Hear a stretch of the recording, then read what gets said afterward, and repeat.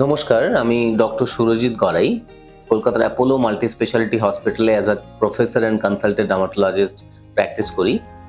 আমি চর্মরোগ সংক্রান্ত যতগুলো সমস্যা রয়েছে, চুল, স্কিন, নেলস এবং যত কসমেটিক সমস্যা এবং সেক্সুয়ালি ট্রান্সমিটেড ইনফেকশনস, এগুলো যা যা সমস্যা রয়েছে সবগুলোর চিকিৎসা করে থাকি।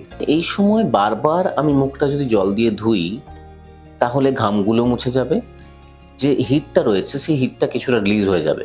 একটা কোনো টিস্যু পেপার বা একটা রুমাল এর মধ্যে নিয়ে আমরা বরফ দিতে পারি, তাতে কিছুটা পোর শ্রিঙ্ক করতে পারে। সারা বছর বরফ দিচ্ছি মুখে, সেটা কোনোভাবেই ভালো হবে না। যদি সারা বছর এরকম বরফ দিতে থাকি, তাহলে চামড়ার মধ্যে রক্ত সঞ্চালন ব্যাঘাত হতে পারে, তাতে লাল ভাবটা কমতে পারে, ইনফ্লামেশন কম হতে পারে, এটাতে কোনো সমস্যা নেই। বাট গরম পেরিয়ে গেলে বরফ দেওয়া বা এরকম প্রচুর ঠান্ডা জল দেওয়া না করাই ভালো। এই গরমে ঠান্ডা জল মুখে দেওয়া বা এখনকার ট্রেন্ড ঠান্ডা বরফ জলে মুখ ডুবিয়ে রাখা, বরফ দেওয়া, এগুলো আদৌ কতটা ঠিক, কতটা ভুল, সেগুলো নিয়ে কথা বলি।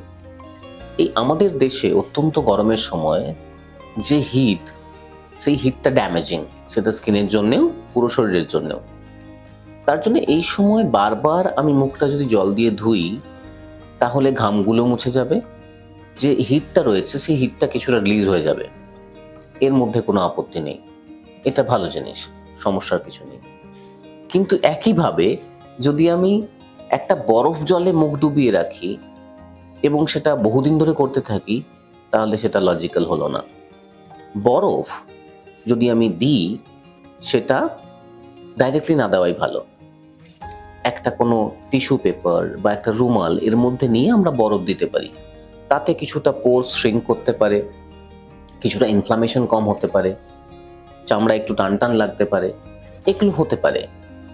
কিন্তু তার মানে এই নয় আমি সারা বছর বরফ দিচ্ছি মুখে, সেটা কোনোভাবেই ভালো হবে না।